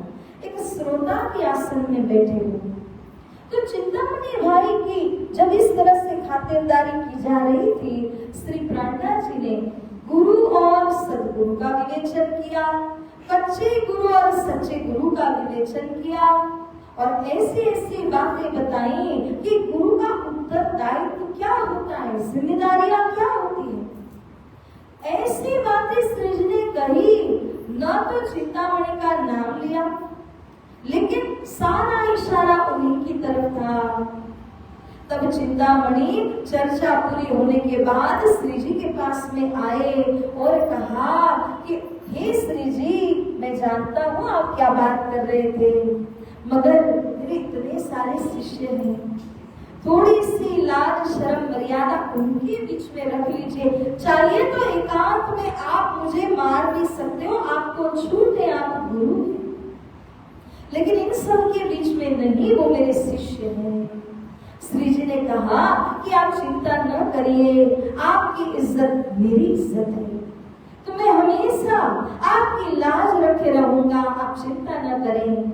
जैसे ही चिंतामणि यहाँ से गए, श्री जी अपने विश्राम स्थल पर आए और रातों रात जोश आकर के चिंतामणि की जागरण करने हेतु श्री प्राणनाथ जी को ऐसा जोश आया कि वाणी के 2-3 प्रकरण यहाँ पर अवतरित हुए। सुनो रे सबके बंजारे, तुम देखो रे मनवे का खेल, ये सब आग बिना दिया जले, या को रुई न बाती तेल। भाई रे बेहद के बंजारे, और हो मेरी वासना, तुम चलो अगम के पार। ये 3 विशिष्ट प्रकरण जो श्री जी के मुखार बिंद में से प्रकटित हुए। सुंदर साथ जी, ये तो समय की सीमा है, लेकिन इन तीनों प्रकरणों के अंदर इतनी गहराई की और इतनी मार्मिक बातें श्री जी ने बताई हैं। जब चिंतामणि आते हैं दूसरे दिन पर, तब श्री प्राणनाथ जी को चर्चा का विषय मिला। श्री प्राणनाथ जी ने चिंतामणि जी से कहा कि देखिए, रातों रात ये कीर्तन मेरे द्वारा प्रकटित हुए हैं, मैं चाहता हूँ कि आप इनका एक एक चरण पढ़िए, मैं उसका अर्थ सुंदर साथ को बताऊंगा। चिंतामणि राजी हुए और एक एक लाइन पढ़ने लगे। जैसे एक एक चरण पढ़ते हैं, श्री प्राणनाथ जी का अर्थ किए जाते हैं। सबसे पहले कहा कि सुनो रे सत के बंजारे। सत के बंजारे कहने का मतलब क्या है? बंजारे होता है व्यापारी, बिजनेसमैन। तो यहाँ पर भी जो लोग बिजनेस करते हैं वो मुनाफे के लिए ही करते हैं, कोई नुकसान करने के लिए तो नहीं करता है। तब श्री जी ने बताया कि जो सत यानी कि अखंड में पहुंचने के लिए व्यापार करते हैं, वो क्या व्यापारी है? यहाँ अपने शिष्यों को जगाने का उनका व्यापार है, इसीलिए उनको सत का बंजारा कहा है। जो अपने शिष्यों की आत्मा परमात्मा के साथ मिलाए, उन्हीं को सत के बंजारे श्री प्राणनाथ जी ने कहा। और कहते हैं कि हे सत के बंजारो, तुम देखो रे मनवे का खेल। ये जो मिस्टर माइंड है सभी के अंदर, उसका खेल देखो। राज्य का मन अक्षर, अक्षर का मन अव्याकृत, अव्याकृत का मन सर्वपुरुष आदि नारायण, उनका मन नीचे आए शेष नारायण भगवान जी, उनका भी मन त्रिदेव को कहा। त्रिदेव में से ब्रह्मा जी ने 84 लाख योनि की रचना की है। हर एक जीव के अंदर अपना अपना मन आया हुआ है और हर एक इंसान, हर एक जीव जंतु वो सब अपने मन के खेल में उलझे हुए हैं, बजाय इसको जाने कि ये सब कुछ अक्षर ब्रह्म का रचा हुआ है और अक्षरातीत के आदेश के द्वारा रचाया गया है। सोचिए, हम बोलते हैं आज मेरा मन नहीं है ये करने का, आज मेरा मन सोने का कर रहा है, आज मेरा मन गाने का कर रहा है। क्यों? क्योंकि वो मन हमको बताता है। बोलते तो हम ऐसा है कि मैं मेरे मन का मालिक हूँ, मगर वास्तव में वो मन ही अपना मालिक बन जाता है, वो हमसे गुलामी करवाता है। अब ये बात अगर हम समझ लें कि मन हमसे जो कहे वो हमें मानना है कि हम जो मन से कहे वो उसे मानना है, इतनी बात अगर दिल के अंदर दृढ़ हो जाए, निश्चित हो जाए, तो कोई भी अपने मन के अधीन नहीं होगा, उसके ताबे नहीं होगा। संत क्यों निर्मल रहते हैं? क्योंकि संतों ने अपने मन को अपने वश में किया हुआ है, बल्कि वो अपने मन के वश में नहीं होते। इस तरह से श्री प्राणनाथ जी मन का विस्तार बताते हैं। ये तो हम बहुत छोटी सी संक्षिप्त में चर्चा कर रहे हैं। श्री प्राणनाथ जी ने तो समय लेकर के अच्छी तरह विस्तार करके समझाया कि सभी समझ लीजिए कि ये मन कौन है, इस मन के ताबे नहीं होना है। ये तो माया का सबसे लाडला बेटा है। जो मन के ताबे हुए वो माया के ताबे हुए। इसलिए सबसे मूल बात ये समझो कि आप जिस खेल में आए हो वो भी अक्षर ब्रह्म के द्वारा रचाया हुआ है। इसी के अंदर सभी ने अपने मन का विस्तार किया है, सभी ने अपने संसार को बनाया है। तो आप इस मन के विस्तार से बच करके रहना। मूल उनकी शिक्षा उपदेश चिंतामणि भाई को मिली। इसके बाद उस प्रकरण के अंदर इतनी गहराई की बातें श्री जी ने बताई हैं कि न पूछो बात। ये सारी बातें क्रम से श्री जी समझाने लगे। एक चरण चिंतामणि पढ़ते हैं, श्री जी उनका अर्थ कर देते हैं, फिर एक चरण पढ़ा जाता है। ऐसा करते करते करते चिंतामणि भाई सारी चर्चा को पी गए। चौपाइयों में कितनी ताकत होती है। अंकुर हो तो ये वाणी तीर के समान लगती है, दिल के आर पार हो जाती है। और चिंतामणि भाई जब इस चर्चा को सुनते हैं तब उनके तो भाव ही बदल गए। पहचान लिया कि मैं कहाँ गलती कर रहा था। इस सारी चर्चा को सुनने के बाद में चिंतामणि भाई ने श्री जी के आगे और सभी के आगे कहा, अब मारो काले कुत्ते को लाठी सिर ऊपर, सेवकों आगे तब कहिया मैं खाली कछु ना खबर। बोलो श्री प्राणनाथ प्यारे की, श्री सद्गुरु महाराज की। हे संत जी, जागनी होती है तो आत्म गवाही देती है। चिंतामणि भाई ने श्री जी को सबके बीच में कहा, मैं खाली हूँ, मुझे कुछ आता जाता नहीं है, लेकिन हे श्री जी मेरे अंदर अज्ञानता है और उस अज्ञानता रूपी काले कुत्ते को आप ज्ञान की लाठी के द्वारा मार करके भगा दीजिए। इस प्रकार जब सभी सेवकों के सामने कहा तो श्री प्राणनाथ जी उनके ऊपर अति प्रसन्न हुए और श्री जी ने उनको बहुत आशीर्वाद देते हुए सराहना की है। तब श्री जी सराहिया, शाबाश चिंतामण, पाए ते निस्बत को ये सुगन मोमिन। बोले श्री प्राणनाथ प्यारे की, धाम की धनी की जय। इतने सारे सेवक जिसके हों और वो यदि ये स्वीकार करे कि मेरे अंदर अज्ञान है तो सारे शिष्यों को पता चल जाएगा, कोई उनकी सेवा करेंगे। सेवा तो तब करते थे कि हमारे गुरु तो पूर्णात पूर्ण है, लेकिन जब शिष्यों ने देखा कि हमारे गुरु ही समर्पित हो चुके हैं तब सेवा तो प्राणनाथ जी की करेंगे। और चिंतामणि भाई के अंदर इतनी हिम्मत जागृत हुई कि उन्होंने सारे शिष्य आदि को अनदेखा करके अपने धर्म में खड़े रहे। धर्म क्या है कि जब आपको स्वीकार हो जाए कि मेरे अंदर अज्ञान है, उस अज्ञान को दूर हटाना, ज्ञान को ग्रहण करना, उसके प्रकाश में जागृत होना। इस लोक लाज मर्यादा के अंदर नहीं फंसे हुए रहना, ये चिंतामणि भाई ने वाणी के ऊपर से सीख ली थी। इसलिए चिंतामणि भाई ने क्या किया, वो गुरुत्व को छोड़ दिया, गुरुपद के अभिमान को छोड़ा और उन्होंने निश्चय किया कि श्री जी के चरणों के रज मुझे बनना है।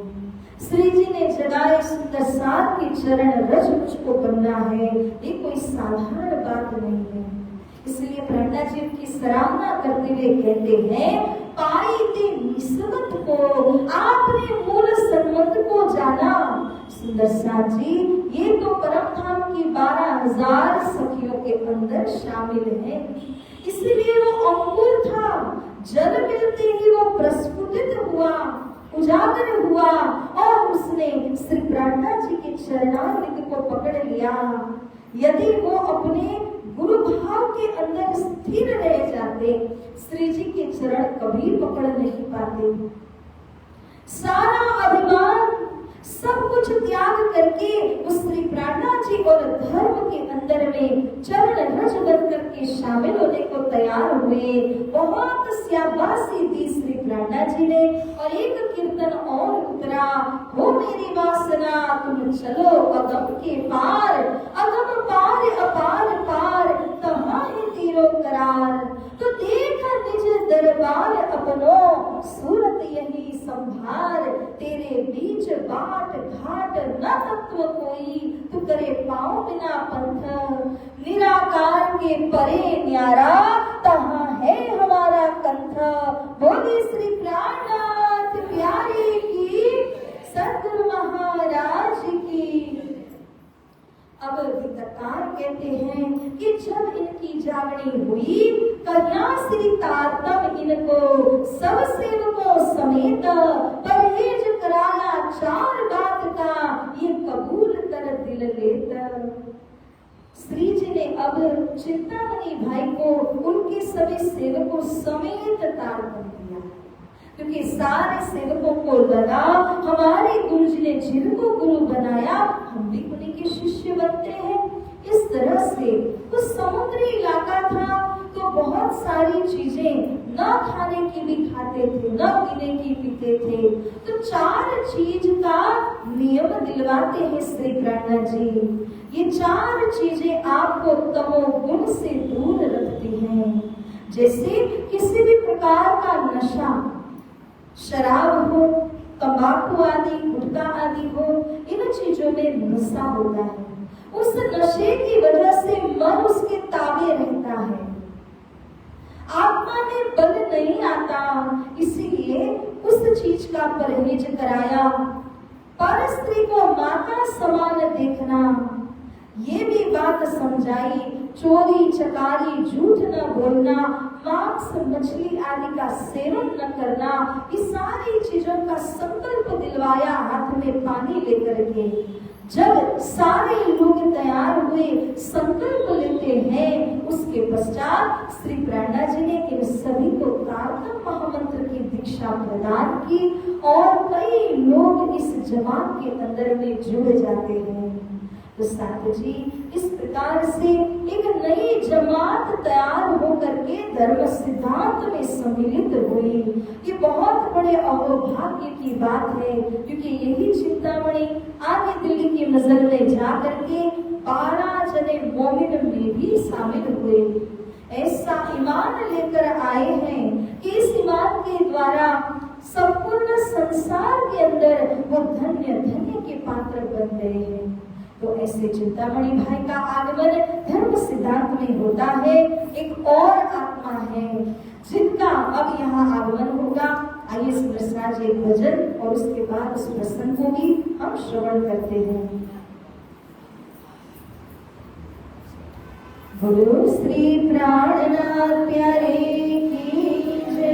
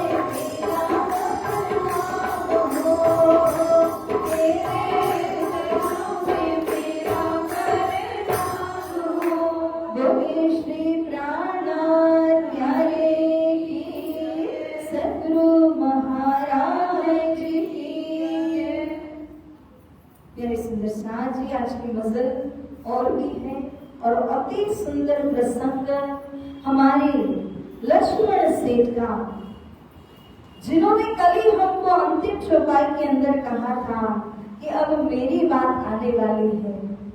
तो इनका प्रसंग अब हम श्रवण करते हैं। श्री प्राणनाथ जी इस समय ठट्ठा नगर के अंदर में है। चिंतामणि भाई अपने सेवकों की सब जमात के सहित शामिल हुए हैं। बड़े जोरों शोरों से यहाँ पर चर्चा चल रही है। सारे श्रोताओं मध्य एक और श्रोता यहाँ पर आता है। चतुरा एक पोह करना, पोहकर जाति ब्राह्मणों में होती है और उसमें एक भाई जिसका नाम चतुरा है, आवे श्री राज की सेवा में।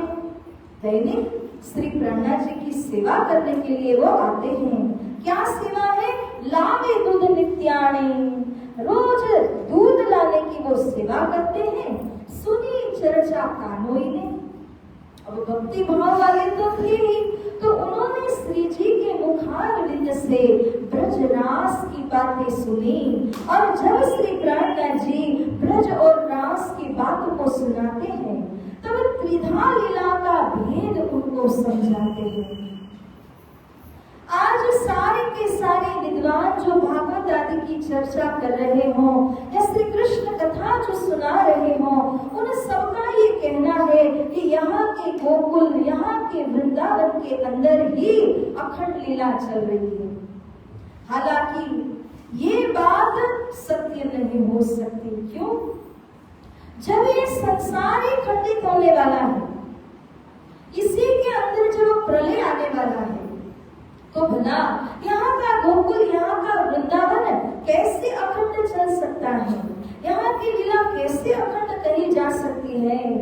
ये यहाँ के गोकुल वृंदावन की लीला को अखंड इसलिए बताते हैं क्योंकि उनको अखंड का परिचय पता ही नहीं है। अखंड का परिचय दे कौन सकता है?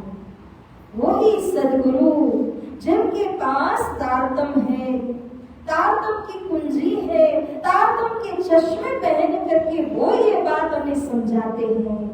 लेकिन यहाँ के विद्वान कहाँ इस बात को समझ सके? ये जो चतुरा था वो एक और जगह कथा श्रवण करने को जाया करता था। जहां वो कथा सुनता था उनका नाम था लक्ष्मण सेठ। ये कोई मामूली नहीं थे। महाभारत, भगवद गीता एवं भागवत जैसे ग्रंथ, उनमें ये पराकाष्ठा में पहुंचे हुए विद्वान थे। मर्म भेद सहित बातों को समझने वाले थे। ऐसे विद्वान लक्ष्मण सेठ के यहाँ उनके गोदाम में बहुत सारे लोग आकर के उनकी चर्चा को श्रवण किया करते थे। वो भी एक व्यापारी थे और इसी के कारण कई लोग उनके साथ जुड़े थे। लौकिक में भी जुड़े थे, आध्यात्मिक में भी जुड़े हुए थे। वो सारे लोगों के बीच एक चतुरा भी था। तो वो तो बड़ा आनंद लेता, यहाँ श्री जी की चर्चा सुनता है, वह लक्ष्मण सेठ की सुनता है। लक्ष्मण सेठ बताते अपनी चर्चा में कि यहाँ पर जो गोकुल और वृंदावन आदि आया हुआ है, उसमें श्री कृष्ण की ब्रजरास लीला अखंड चल रही है और चलती ही रहेगी। वे बताते हैं कि ये लीला का कभी भी खंडन नहीं होगा। चतुरे ने उनकी बात सुनी, चतुरे ने यहाँ श्री जी का विवेचन भी सुना। और दोनों को सुनने के बाद चतुरा के अंदर एक विवेक बुद्धि जागृत हो चुकी थी। चतुरा गया लक्ष्मण सेठ के पास और जाकर के लक्ष्मण सेठ से कहा, एक प्रश्न लिए आया हूँ, बोलो क्या प्रश्न है? आप जो बताते हो कि यहाँ के गोकुल वृंदावन के अंदर अखंड लीला चालू है, मैं उसके बारे में एक प्रश्न लेकर के आया हूँ। अच्छा तो बताओ क्या प्रश्न है? पूछता है, कहाँ ब्रिज अखंड क्यों करे, कहाँ रास अखंड, ये तो तुम कहते हो न्यारा जो ब्रह्मांड। सेठ जी बताइए कृपा करके, आप तो बड़े महान कथाकार हैं, ये बताइए कि ये जो अखंड व्रजरास लीला चल रही है वो मृत्युलोक में कैसे चल सकती है? क्योंकि जिस संसार और मृत्युलोक का तो नाश होना है, ऐसा मृत्युलोक उसमें अखंड लीला कैसे चल सकती है, ये मेरी समझ में नहीं आया। और मानो अखंड लीला चल भी रही हो तो इसका दर्शन तो हमें कभी नहीं होता, तो दर्शन कैसे होगा, ये भी आप कृपया करके बता दीजिए। 5 तत्व 3 गुण को जब भयो ब्रह्मांड को नास, तब ब्रज और रास की ठौर अखंड कहाँ रही खास। लक्ष्मण सेठ जी आप ही बताते हैं संसार 5 तत्वों का 3 गुण का बना हुआ है और इस संसार में तो प्रलय आ जाता है। जब प्रलय आ गया इस संसार के अंदर, तो अगर आप इन्हीं ब्रजरास लीला को अखंड बताते हो तो वो अखंड कैसे रह सकती है, संसार ही नहीं रहेगा तो लीला कैसे रहेगी, इसका भी खुलासा करके समझाइए। अगर हमें इस लीला का दर्शन करना है तो कैसे करें। तो लक्ष्मण सेठ जी कहते हैं कि भाई इसके लिए आपको ये चर्म चक्षु यानी कि शरीर के और यहाँ की चमड़ी का चक्षु आंखें नहीं चाहिए, आपको चाहिए एक विशेष दृष्टि। उस दिव्य दृष्टि के द्वारा आप ब्रजरास का दर्शन कर पाओगे। तो चतुरा पूछते हैं, अच्छा ऐसी बात है अगर दिव्य दृष्टि मिलने से दर्शन होता है तो इससे क्या लाभ होगा। बोले अगर आपको दिव्य दृष्टि मिली, आपको दर्शन हुआ, तभी ही आत्मा मुक्ति को प्राप्त करती है, तभी ही। ऐसे करके जब लक्ष्मण सेठ जी ने कहा तब कहता है चतुरा तो वो दर्शन कैसे होंगे। बोले बहुत साधना बहुत मेहनत करनी पड़ेगी तब जाके ऐसे दर्शन होते हैं। चतुरा पूछता है आपको कितनी बार दर्शन हुए, आप तो कथाकार हैं, इतने महान, इतने बड़े साधक, उपासना करने वाले, हमारी तो क्या बात, मगर आपको कितनी बार दर्शन हुए हैं, क्या एक भी बार हुए हैं। जैसे ही लक्ष्मण सेठ जी ने ये बात सुनी, वो तो बड़े ही माहिर थे, समझदार थे। तब लाल दास चौंकिया, ते कहाँ सुनी ये बात। लक्ष्मण सेठ चौंक गए। चतुरा ये आपका प्रश्न है ही नहीं, इतना तो मैं दावे के साथ कह सकता हूँ, कहीं ना कहीं आपने इस बात को सुना है और तब प्रश्न कर रहे हो। कहाँ सुना बताओ, जल्दी बताओ।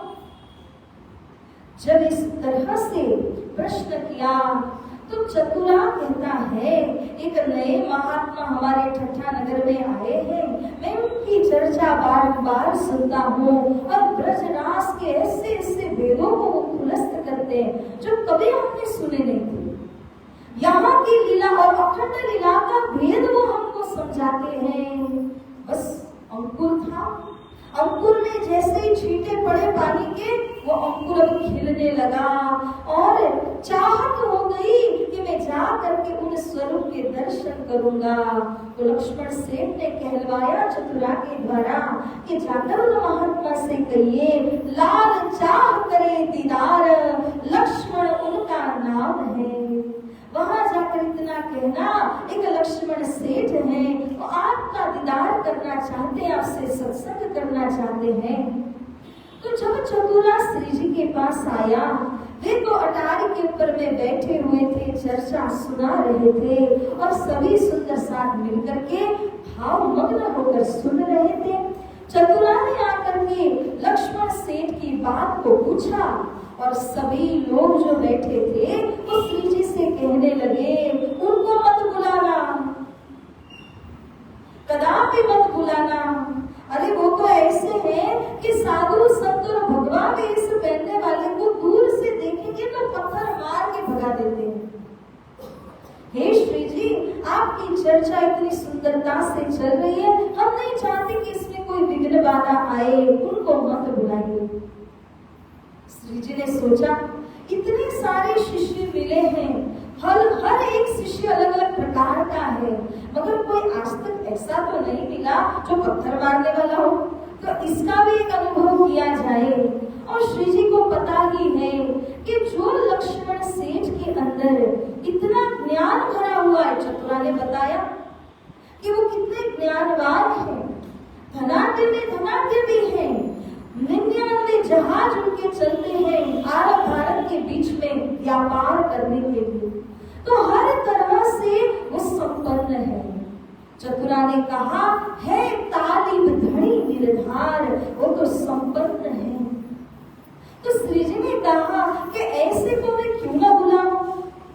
वास्तव में लक्ष्मण सेठ जिन जिन भगवान वेशधारी को देखते थे, जो केवल वस्त्र पहने हुए हैं भगवा रंग का, संत का भेष बनाए हुए हैं, ज्ञान उनमें नहीं है। वो जाकर के घर घर भिक्षा मांगते अपना गुजरान करते हैं और आम सीधे साधे लोगों की श्रद्धा का फायदा उठाते हैं। इसीलिए लक्ष्मण सेठ उनको दूर भगाते थे। शास्त्र कहता है काष्ठ दंडो धृतो येन सर्वशी ज्ञान वर्जितः सा याति नरकान घोरान महारौरव सम्यकान। ध्यान से सुनिए, ऐसे जो सन्यासी का वेश बनाते हैं ज्ञान वर्जित होते हैं। ज्ञान नहीं है, वेश सन्यासी का बनाया है। लोगों के पास जा करके भिक्षा मांगना, श्रद्धा का गैर लाभ लेना, ऐसे ऐसे जो होते हैं इनको नरकों में महारौरव नाम के नरक में डाला जाता है। इसीलिए ये लक्ष्मण सेठ नहीं चाहते थे कि मेरे श्रोता या ठट्ठा नगर की जनता ऐसे किसी भी पाखंडी से प्रभावित हो। तभी कोई भी पाखंडी आता तो लक्ष्मण सेठ उनको मार भगाते, मगर श्री जी के साथ थोड़ी वो ऐसा करते।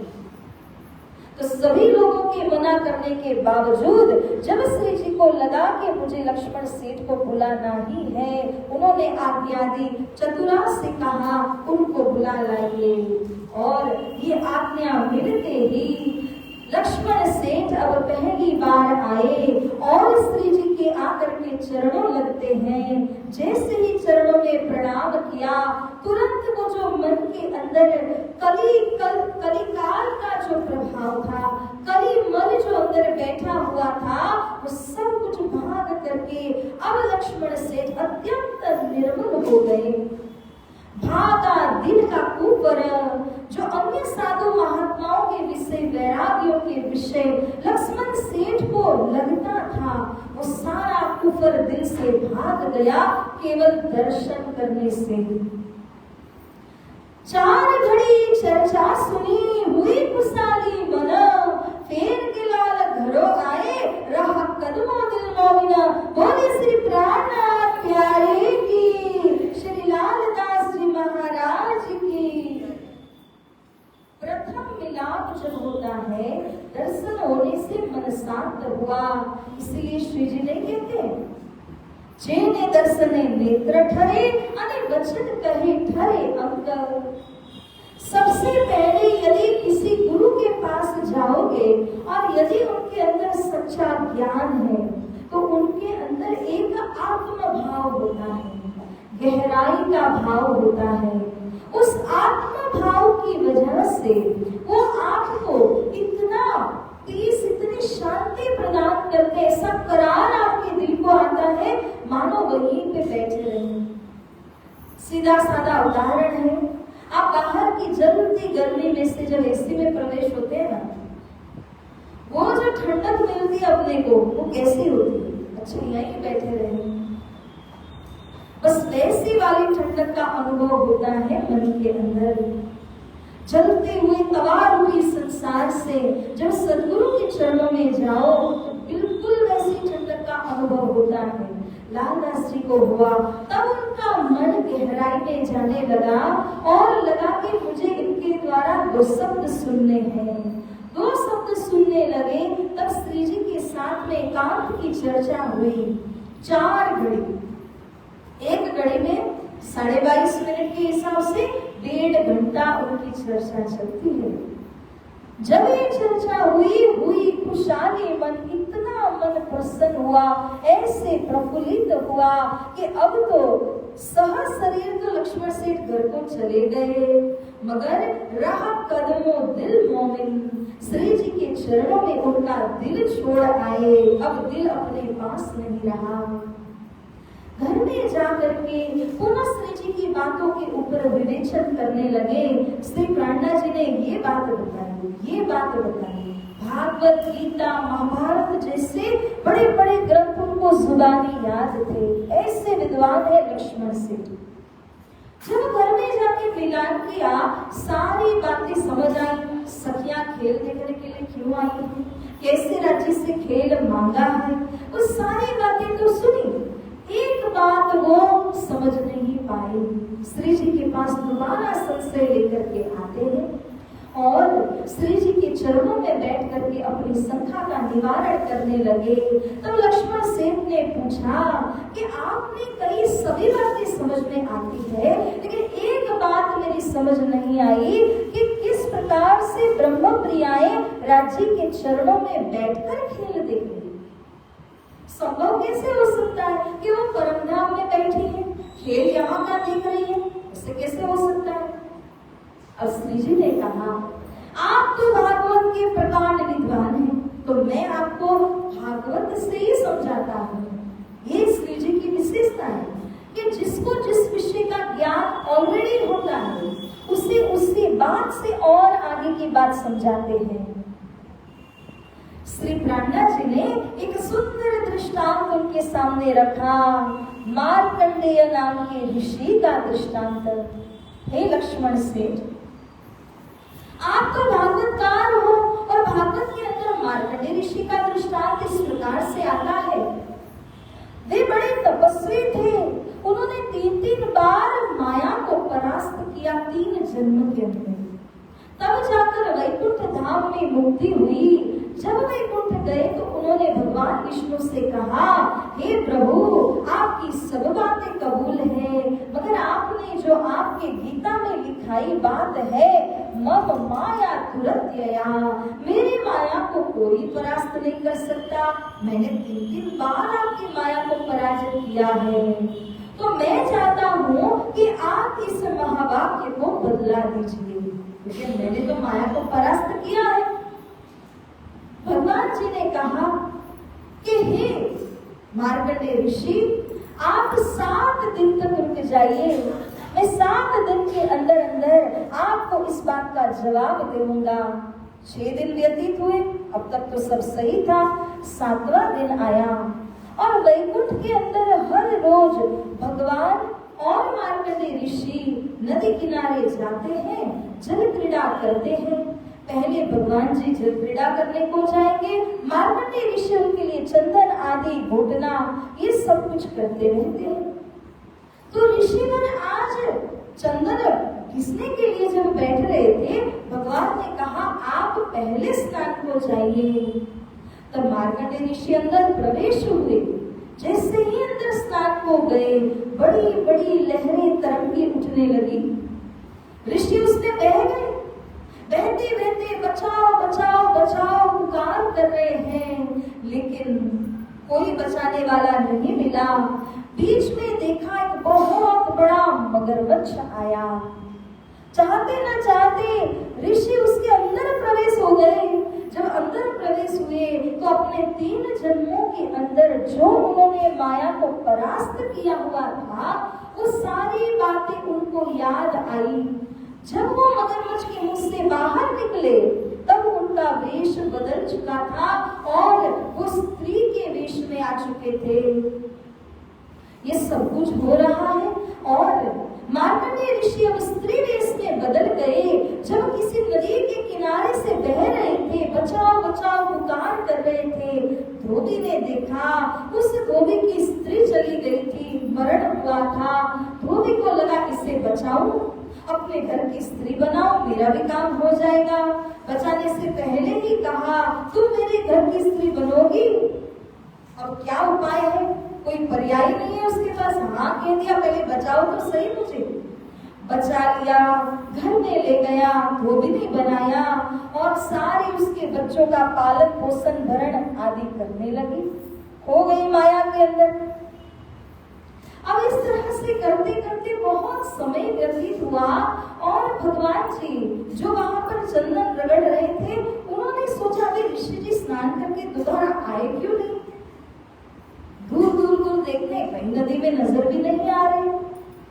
आंखें बंद की। अच्छा ये बात है। मेरी माया को चैलेंज किया था, माया ने अपनी करतूत दिखा दी। माया उनको बहा करके इस तरह से ले गई संसार के बीच में, और तब जाकर के भगवान ने सोचा कि है तो मेरे ही भक्त, मुझे बचाना पड़ेगा। तुरंत भगवान जी ने ब्राह्मण का वेश या स्वरूप धारण किया, स्वप्न के अंदर में उतर गए, जिस स्वप्न के अंदर मार्कंडेय ऋषि धोबिनी बने हुए थे। तब जाकर के भगवान उनके द्वार पहुंचे, अलग जगाने लगे, घर में कोई है तो मुझे भिक्षा दीजिए। वो बाहर आती है धोबिनी, आकर के देखा एक ब्राह्मण भिक्षा मांग रहा है, भिक्षा तुरंत ले आकर के दिया। ब्राह्मण कहते मैं ऐसे भिक्षा नहीं लेता हूँ, मेरी चर्चा सुननी पड़ेगी, मेरा नियम है, मेरे पास चर्चा सुनने का समय नहीं है। उसने कहा भिक्षा लेनी है तो लीजिए, नहीं तो मेरे पास समय बिल्कुल नहीं है। तो ब्राह्मण वहां से चले गए, दूसरे दिन आए, फिर से अलग जगाया, भिक्षा देगी, आई वापस भिक्षा लेकर। आज भी कथा नहीं सुनी। ब्राह्मण ने फिर से कहा, 2-4 दिन धक्के खिलाए, ब्राह्मण भूखा भूखा फिर रहा है। अब फिर से जब उसके द्वार आया और कहा, आज तुम अगर कथा नहीं सुनोगी तो मैं मर जाऊंगा भूख के मारे, ब्राह्मण हत्या का पाप तुम्हारे सिर पर लगेगा। नहीं नहीं नहीं नहीं, ऐसा मत कीजिए, मेरे छोटे छोटे बालक हैं, हमें श्राप नहीं चाहिए। मैं चर्चा सुनूंगी लेकिन ज्यादा समय नहीं है मेरे पास, 2 मिनट का एक छोटा सा प्रसंग कुछ सुना दीजिए। अच्छा तो बैठो। अब बैठी। सबसे पहले भगवान जी ने क्या किया, एक स्वरूप बनाया और सूक्ष्म रूप से उसमें बैठ गए। तभी वो बैठ पाई है, तभी वो सुन रही है। जब भगवान जी एक रूप लेकर के उसके अंदर में बैठे तब वो सुनने लगी, और तब भगवान एक रूप से बाहर बैठ करके चर्चा सुना रहे हैं। देखो मैं एक छोटा सा प्रसंग सुनाता हूँ मार्कंडेय ऋषि का। उन ऋषि ने 3 बार माया को परास्त किया, वैकुंठ में मुक्ति पाई, भगवान को चैलेंज किया, हे भगवान आपकी माया मेरा क्या बिगाड़ सकी, मैंने माया को 3 दफे परास्त किया है।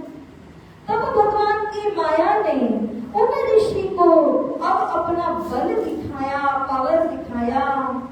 वो नदी में प्रवेश हुए, स्वप्न आया, स्वप्न के अंदर में उनको लगा कि नदी के अंदर बाढ़ आई है, बाढ़ में बहते बहते बहते चले गए, मगर के मुख से पास हुए, 3 जन्मों की बात ताजा हो गई। बाहर निकले तो स्त्री का स्वरूप बन चुका था, और वो स्त्री एक धोबी के हाथों लगी, धोबिनी बना दी गई, और वह घर का भरण पोषण करने में पूरी तरह मग्न हो गई। अब भगवान जी ने देखा कि मुझे तो मेरे इस भक्त को बचाना है। भगवान स्वयं के लिए आए, ब्राह्मण का स्वरूप लेकर के आकर के भिक्षा मांगने के बहाने आते, धोबिनी भगा देती है। 1 दिन 2 दिन 3 4 दिन तक किसी तरह से भगाया। तब जाकर के भगवान ने कहा, आज तुम मेरी चर्चा नहीं सुनोगी, मैं भिक्षा नहीं लूंगा तो फिर मैं भूख से मर जाऊंगा। ब्राह्मण हत्या का जो आक्षेप आरोप है वो तुम्हारे सिर पर लगेगा। तब वो बैठी सुनने के लिए, तुरंत ही वो धोबिनी बोल उठी, अरे वह ऋषि तो मैं हूँ, बोलो श्री प्राणनाथ प्यारे की। यहाँ श्री जी लाला श्री महाराज जी को यह किस्सा सुनाते हैं। देखा कि कैसे वो मार्कंडेय ऋषि वैकुंठ में बैठे बैठे माया देखते हैं। 7 कल्पांत ने 86 युग माया आड़ी आदि बुध, ये छोटा समय नहीं था। 7 कल्पांत और 86 युग व्यतीत हुए संसार के अंदर। इतने लंबे समय तक ऋषि ने माया को देखा वैकुंठ में बैठे बैठे, और जैसे ऋषिवर ने उस माया का बल वहां बैठे बैठे देखा, सुरता यहाँ संसार में आई थी, ऋषि खुद तो नहीं आए थे दोबारा से। इसी प्रकार परम धाम के मूल मिलावा में बैठी हुई सखियां राजी महाराज जी के चरणों में बैठे बैठे इस असत जड़ दुख रूपी संसार को देख रही हैं, भूल रही हैं। जब ये प्रसंग सुना दिया, आया जोश बस्त का, अब बचा ही क्या था। लक्ष्मण सेठ के अंदर कोई प्रकार की शंका अब बाकी नहीं रही। फिर चर्चा मार्कंडेय की, कहा दिखाया दृष्टांत, तब नजर खुली बात इनकी, देखी दृष्टा एकांत, बोले श्री प्राणनाथ प्यारे की, श्री लालदास जी महाराज की। उन्होंने बातनी दृष्टि को खोल दिया। प्राणनाथ जी की ताकत को देखो। एक दृष्टांत ऐसे सुनाते हैं कि उनके अंदर की आटी गुटी को खोल दिया और लक्ष्मण सेठ जैसे प्रकांड विद्वान को श्री प्राणनाथ जी ने तत्क्षण जागृत कर दिया। विवेक बुद्धि वाले तो वो थे ही, लेकिन श्री प्राणनाथ जी ने जब तारतम की कुंजी दे दी उनको, इसके द्वारा अंतर दृष्टि खुल गई, अंतर का पट खुल गया। आया जो सब वस्तु का, रही न कछु शुद्ध, लौकिक दृष्टि उतर गई, आई जागृत बुद्ध।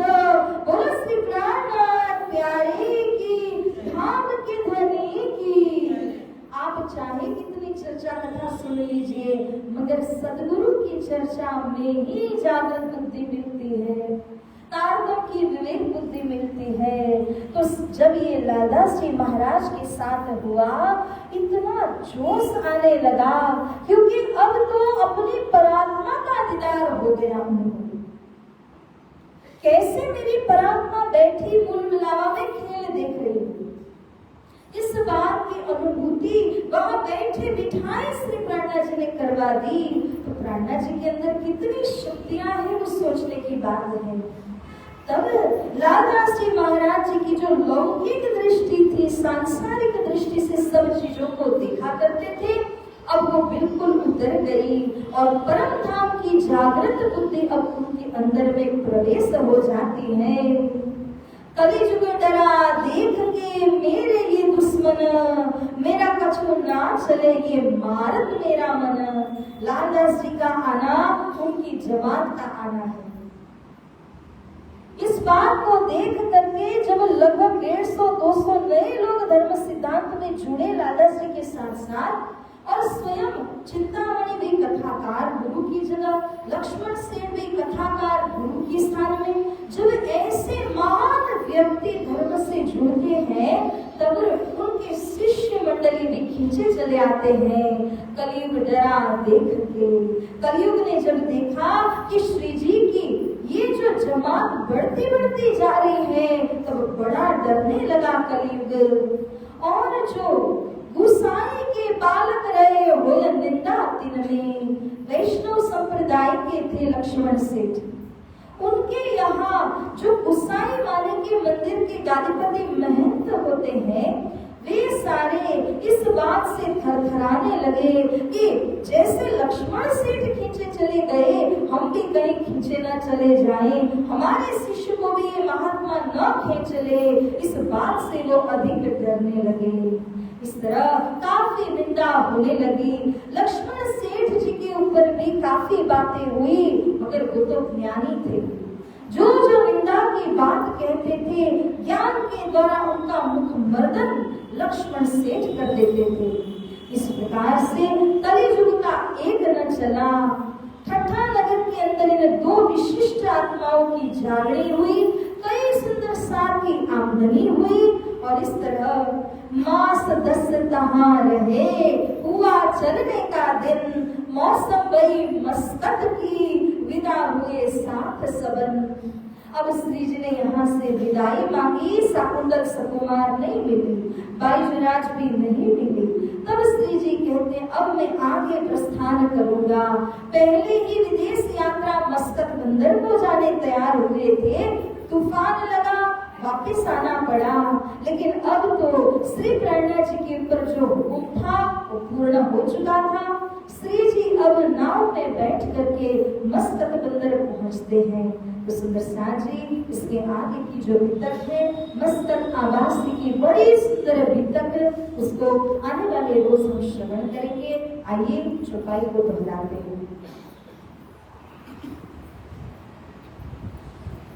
श्री महामत कहे साथ जे, श्री महामत कहे साथ जे, ये ठट्ठे के बेतक, ये ठट्ठे की बीतक, अब कहो मस्कत के, अब कहो मस्कत की, जो आज्ञा है हक, जो आज्ञा है हक, जो आज्ञा है हक, जो आज्ञा है हक।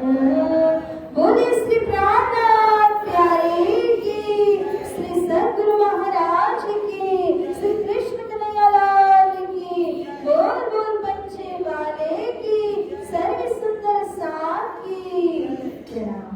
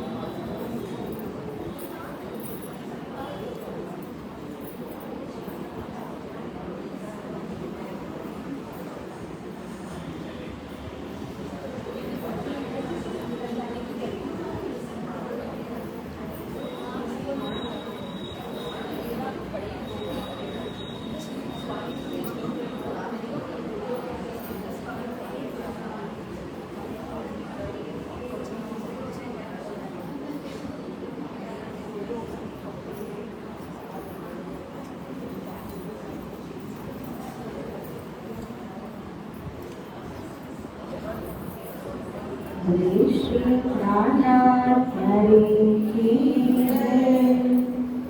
याचे तुम होते से कीजियो, मैं अर्ज करूं मेरे पीर जी।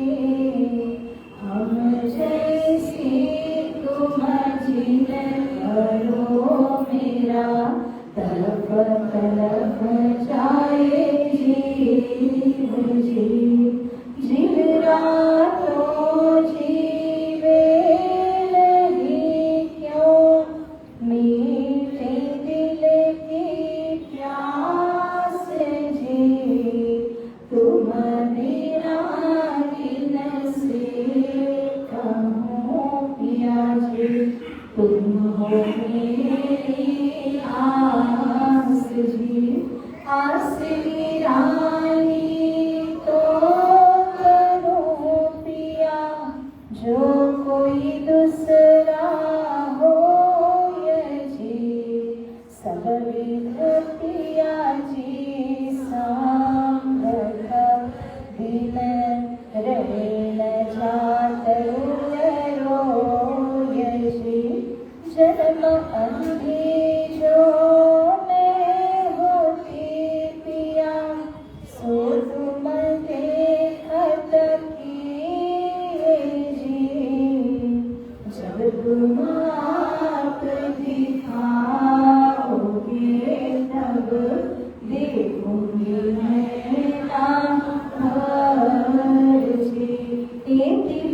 हार पिया सोने के अब ढील करो तुम झील जी।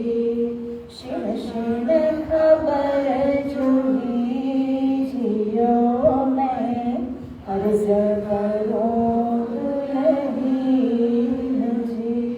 एक अर्ज मैं को करूं पिया बीच पड़ी अंतराल जी। सो अंतराल टाल के दुल्हा लीजे कंठ लगाए जी। कंठ लगाए कंठ सो पिया कीजे हास विलास जी। वाले जाए श्री रावती पिया जी। राखो चरणों के पास जी। तुम दुल्हा में दुल्हन पिया और न जानो बात जी। इस कसों सेवा करूं पिया जी। सर्वंगो साक्षात जी। सदा सुख दाता आप ही में क्या कहूँ इन बात जी।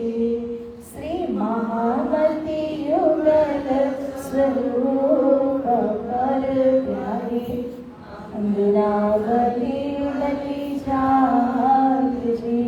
सदा सुख दाता धाम में क्या कहूँ इन बात जी। श्री महामती युगल स्वरूप पर प्यारी अंगनावली बली जात जी।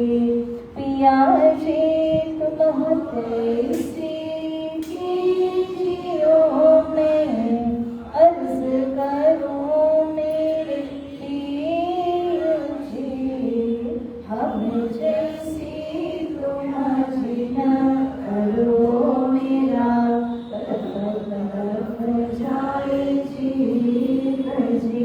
मेरा तरफ जाए जीवन जी।